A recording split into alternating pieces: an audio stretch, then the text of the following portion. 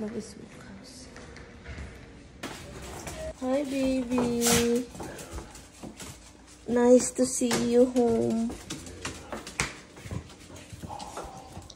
Roxy, what are you doing? What are you doing, Ralph? No, what's wrong with her? I don't know what the hell she's doing. What's wrong with Rox?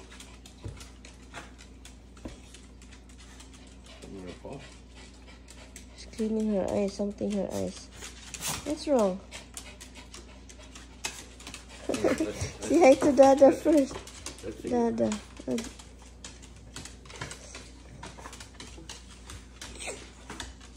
They miss you, honey.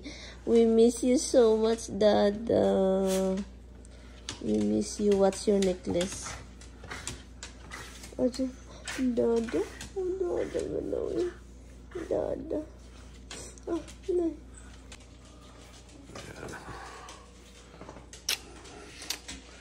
Hey, little man. Okay, is there any food here? Yeah. Huh? So I need to put it in the thing. Wait, did you eat it? It's not bad, Han. No. But you put it in the refrigerator, right? Yeah. What are you guys doing? Waiting for Dada? Waiting for Dada? Yeah. 4:44. Oh.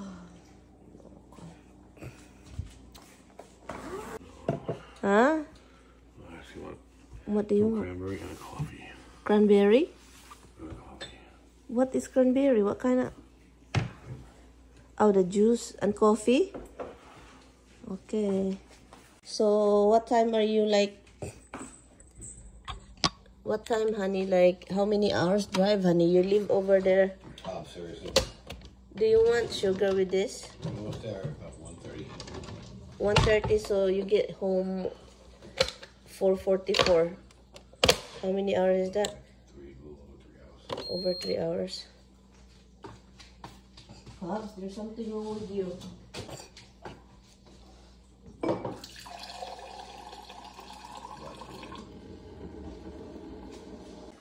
I go in the room, they'll jump right down the tree switch. It'll be off my shoulder like that.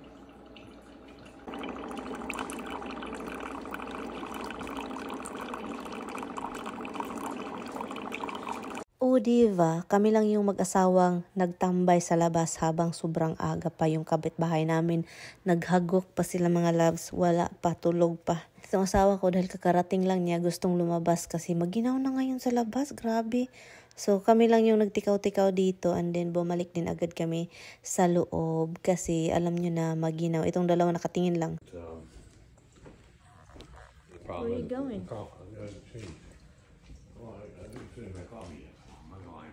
You finish your coffee first? Yeah. Or change? Or can you change with us here?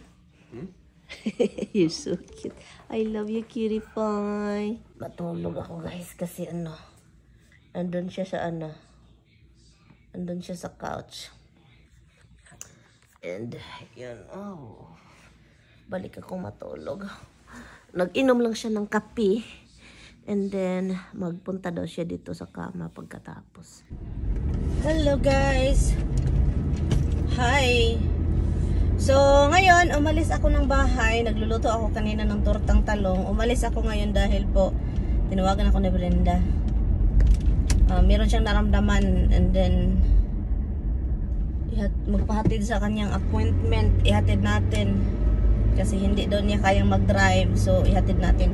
Naano ako kasi ngayon lang siya tumawag. Dapat kagabi. Para hindi na ako nagmamadali. Wala ako iligo. No? Brenda, baya dyan ko iligo.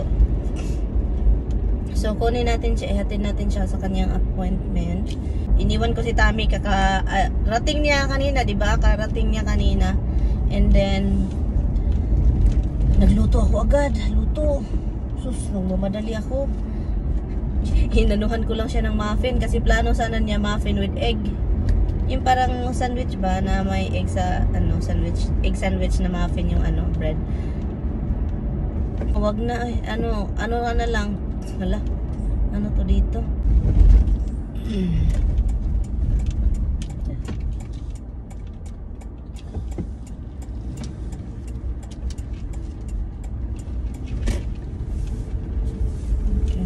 na tayo dito mga loves. Gusto ko talaga yung mga malalaking sasakyan. Kailan ka nagpunta? August 8 yata. Hindi. Oo, August 8 yata yun. Paano ako? And then, Ayun, tapos dumiretso ako sa trabaho. Lalabasan ka be? Ang laki? Malaki? Lumabas yung 5. As in, malaki siya be? Parang apple. Hala, pag sure oy. Oo. As in, parang apple talaga? Oo. Pakita ko sa'yo mamaya. Grabe naman yan, parang apple. Parang bata naman yan lumabas. Ay, yun talaga yung 5. Yun din ang sabi ng doktor kasi. Normal yon? Oo. Pero, hindi normal. Rare. Rare. Grabe yung pagpayat ni Brenda mga loves. Kasi nagkasakit pa, payat pa. Plus kapag magkasakit ka, wala ka namang ganang kumain. No? Wala. Hindi, masusuka ka ba? Feeling mo busog ka? Oo. Parang ako guys, kapag ako, yung dugo ba? Kapag meron ako, ganyan ako din. Nag-crumbs ka? Grabe nga, ganyan ako pag mag-mince ako. Dito na tayo sa lugar kung saan maganda talaga dito kasi maraming parang maraming offices, no? Mag-smoke house. Pwede pala ako dito magpa-appointment. May OB dito, be.